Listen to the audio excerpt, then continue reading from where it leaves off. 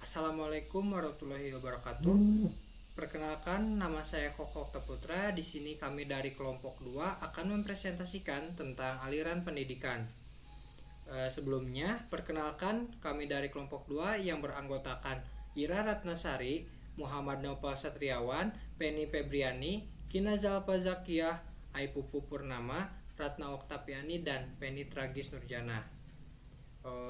Selanjutnya yaitu langsung saja ke materi. Yang pertama yaitu aliran klasik dan gerakan baru dalam pendidikan. Terdiri dari satu, aliran empirisme. Aliran empirisme berasal dari bahasa Latin yaitu empir, yang artinya pengetahuan. Jadi, aliran empirisme ini merupakan suatu aliran yang menganut paham bahwa setiap perkembangan pengetahuan, keterampilan, dan sikap ditentukan oleh empiris atau pengalaman yang nyata dan dipelajari melalui indera. John Locke dalam desain tahun 1970 menyatakan bahwa hal-hal yang perlu diperhatikan dalam pendidikan yaitu A. Pendidikan harus diberikan sejak awal mungkin. B. Pembiasaan dan latihan lebih penting daripada perintah, nasihat, atau peraturan. C. Anak didik harus diamati dari dekat untuk melihat apa yang paling tepat bagi anak tersebut sesuai dengan tingkat perkembangannya. Selanjutnya, hasrat-hasratnya yang sangat kuat, kecenderungannya mengikuti orang tua tanpa memutuskan semangat atau mematahkan semangat anak tersebut. 4. Itu anak harus dianggap sebagai makhluk yang rasional dan pelajaran di sekolah jangan sampai menjadi beban bagi anak tersebut. Aliran yang kedua yaitu aliran nativisme. Aliran nativisme menyatakan bahwa perkembangan seorang anak merupakan produk dari pembawaan yang berupa bakat. Bakat yang merupakan pembawaan seseorang akan menentukan nasibnya. Aliran ini merupakan kebalikan dari aliran empirisme, yang mengajarkan bahwa anak lahir sudah memiliki pembawaan, baik faktor lingkungan atau alamiah yang mempengaruhi terhadap perkembangan anak. Melainkan semuanya dari faktor-faktor tersebut mempengaruhi terhadap perkembangan seorang anak. Nativisme berasal dari bahasa Latin yaitu asal katanya natives, artinya terlahir. Pemikiran ini dipelopori oleh Schopenhauer, seorang filsuf berasal dari Jerman yang hidup pada tahun 1788 sampai 1880. Ialah berpendapat, pendidikan ialah memberikan seseorang bertumbuh berdasarkan pembawaannya. Seseorang akan berkembang berdasarkan apa yang dibawanya dari lahir. Hasil akhir yang membutuhkan dan perkembangan serta pendidikan manusia atau seseorang ditentukan oleh pembawaan dari lahir. Dan pembawaan itu ada yang baik dan ada pula yang buruk. Maka dari itu manusia akan berkembang dengan pembawaan baik atau pembawaan yang buruk yang dibawanya sejak lahir. Bagi nativisme, lingkungan sekitar tidak ada artinya, sebab lingkungan tidak akan aktif atau berdaya dalam mempengaruhi perkembangan. Serta pendidikan juga tidak akan berpengaruh sama sekali terhadap perkembangan seorang manusia dan tidak akan ada gunanya untuk perkembangan. Tidaklah pernyataan atau kehidupan sehari-hari sering sekali ditemukan anak yang mirip dengan orang tuanya, yaitu secara fisik, dan anak juga mewarisi bakat-bakat yang dimiliki orang tuanya, contohnya seperti melukis, serta mendatangkan guru untuk mengajarkan melukis. Oleh karena itu, pemikiran ini merupakan pemikiran pesimis di dalam pendidikan atau pesimisme. 3. Aliran naturalisme. Naturalisme merupakan teori yang menerima natur atau alam sebagai keseluruhan realitas. Istilah natur telah dipakai dalam filsafat dengan bermacam-macam arti, mulai dari dunia fisik yang dilihat oleh manusia, sampai kepada sistem total dari fenomena ruang dan waktu. Natura adalah dunia yang diungkapkan pada kami oleh sains alam. Istilah naturalisme sebaliknya dari istilah supernaturalisme yang mengandung pandangan dualistik terdapat alam adanya kekuatan yang ada atau wujud di atas atau di luar alam. Menurut Harold H. Titus et al. 1984. Aliran ini sama dengan aliran nativisme. Naturalisme yang dipelopori oleh Jean-Jacques Rousseau berpendapat bahwa pada hakikatnya semua anak manusia ialah baik pada waktu dilahirkan, yaitu dari sejak tangan Sang Pencipta, tetapi akhirnya rusak sewaktu di tangan manusia.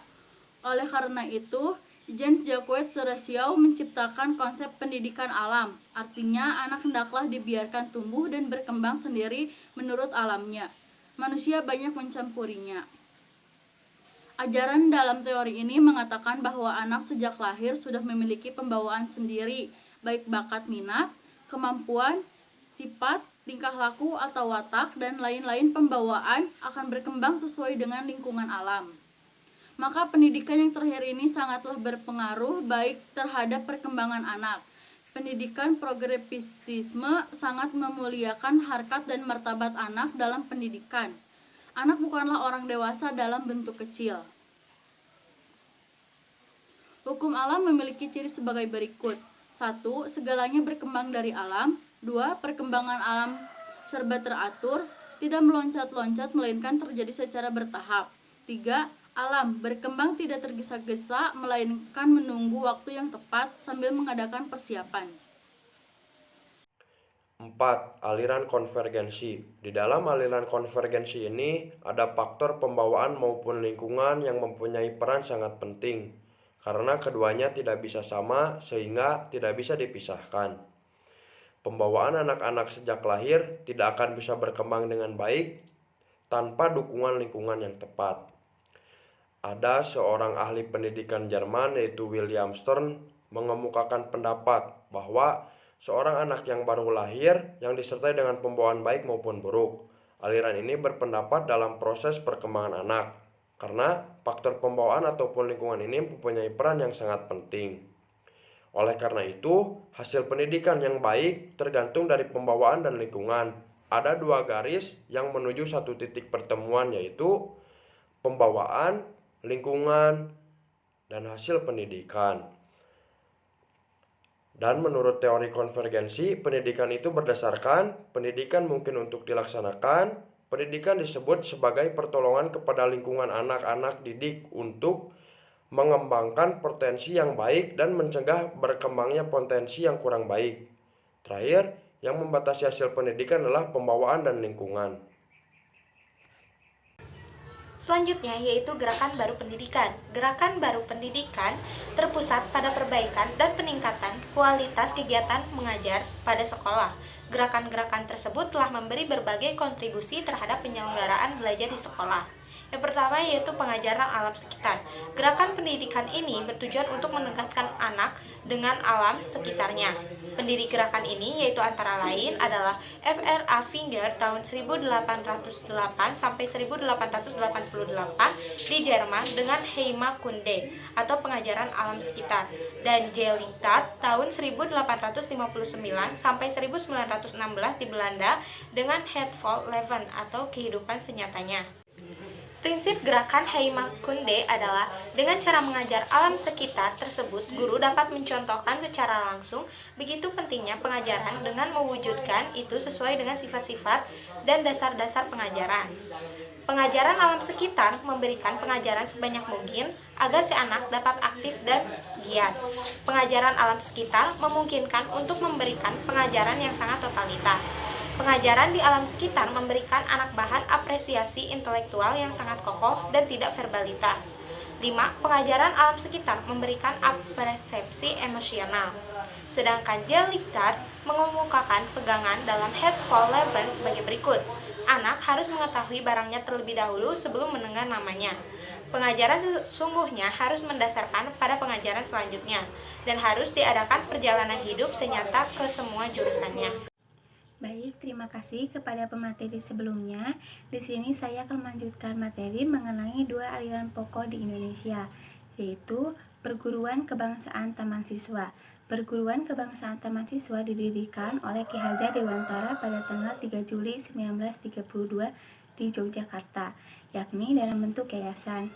Yang kedua, Ruang Pendidik INS Kayu Tanam Ruang Pendidik INS atau Indonesia Netherlands School, didirikan oleh Muhammad Syafi'i pada tanggal 31 Oktober 1926 di Kayu Tanam, Sumatera Barat. Selanjutnya, asas taman siswa. Asas taman siswa terdiri dari 6 poin. Pertama, bahwa setiap orang mempunyai hak mengatur dirinya sendiri dengan terbitnya persatuan dalam kehidupan umum. 2. Bahwa pengajaran harus memberi pengetahuan yang berfaedah, yang dalam arti lahir dan batin dapat memerdekakan diri. 3. Bahwa pengajaran harus berdasar pada kebudayaan dan kebangsaan sendiri. 4. Bahwa pengajaran harus tersebar luas sampai dapat menjangkau kepada seluruh rakyat. 5. Bahwa sebagai konsekuensi hidup dengan kekuatan sendiri, maka harus mutlak harus membelanjai sendiri segala usaha yang dilakukan. 6. Bahwa dalam mendidik anak-anak perlu adanya keikhlasan lahir dan batin untuk mengorbankan segala kepentingan pribadi demi keselamatan dan kebahagiaan anak-anak. Kemudian ditambahkan dengan asas kemerdekaan, asas kodrat alam, asas kebudayaan, asas kebangsaan, dan asas kemanusiaan. Terima kasih kepada pemateri sebelumnya. Di sini saya Gina akan melanjutkan materi tentang tujuan taman siswa. Tujuan taman siswa terdiri dari yang pertama ada sebagian badan perjuangan kebudayaan dan pembangunan masyarakat yang tertib dan damai. Yang kedua, membangun peserta didik menjadi manusia yang merdeka lahir dan batin, luhur akal budinya, serta sehat jasmaninya untuk menjadi anggota masyarakat yang berguna dan bertanggung jawab atas keserasian bangsa, tanah air, serta manusia pada umumnya. Adapun upaya-upaya yang dilakukan taman siswa, beberapa usaha yang dilakukannya yaitu menyiapkan peserta didik yang cerdas dan memiliki kecakapan hidup. Dalam ruang lingkup eksternal, taman siswa membentuk pusat-pusat kegiatan kemasyarakatan. Adapun hasil-hasil yang dicapai taman siswa yaitu telah berhasil menemukan gagasan tentang pendidikan nasional, lembaga-lembaga pendidikan dari Taman Indria sampai sarjana wiyata. Taman siswa pun telah melahirkan alumni-alumni besar di Indonesia. Baik, selanjutnya poin kedua yaitu ruang pendidikan INS Kayu Tanam Ruang Pendidikan INS atau Indonesia Netherlands School. INS didirikan oleh Muhammad Jaifi pada tanggal 31 Oktober 1926 di Kayu Tanam, Sumatera Barat. Asas dan tujuan ruang pendidikan INS Kayu Tanam pada awal didirikan. Ruang pendidikan INS mempunyai asas-asas sebagai berikut. Yang pertama, berpikir logis dan rasional. Yang kedua, keaktifan atau kegiatan. Ketiga, pendidik masyarakat. Yang keempat, memperhatikan pembawaan anak. Yang kelima, menentang intelektualisme. Selanjutnya, dasar-dasar disempurnakannya dan mencakup berbagai hal seperti syarat-syarat pendidikan yang efektif, tujuan yang ingin dicapai, dan sebagainya. Tujuan ruang pendidikan INS Kayu Tanam adalah 1. Mendidik rakyat ke arah kemerdekaan. 2. Memberikan pendidik yang sesuai dengan kebutuhan masyarakat. Yang ketiga, mendidik para pemuda agar berguna untuk masyarakat. 4. Menanamkan kepercayaan terhadap diri sendiri dan berani bertanggung jawab. Yang kelima, mengusahakan mandiri dalam pembiayaan. Poin B. Upaya-upaya ruang pendidikan INS Kayu Tanam, beberapa usaha yang dilakukan oleh ruang pendidikan INS Kayu Tanam antara lain menyelenggarakan berbagai jenjang pendidikan, menyiapkan tenaga guru atau pendidik, dan penerbitan majalah anak-anak sendi, serta mencetak buku-buku pelajaran. Poin C. Hasil-hasil yang dicapai ruang pendidik INS Kayu Tanam Ruang pendidik INS Kayu Tanam mengupayakan gagasan-gagasan tentang pendidik nasional atau utamanya pendidik keterampilan atau kerajinan, beberapa ruang pendidikan atau jenjang persekolahan, dan sejumlah alumni. Sekian dari kelompok 2. Mohon maaf bila masih terjadi banyak kesalahan dalam hal penyampaian. Sekian, wabillahi taufiq wal hidayah. Wassalamualaikum warahmatullahi wabarakatuh.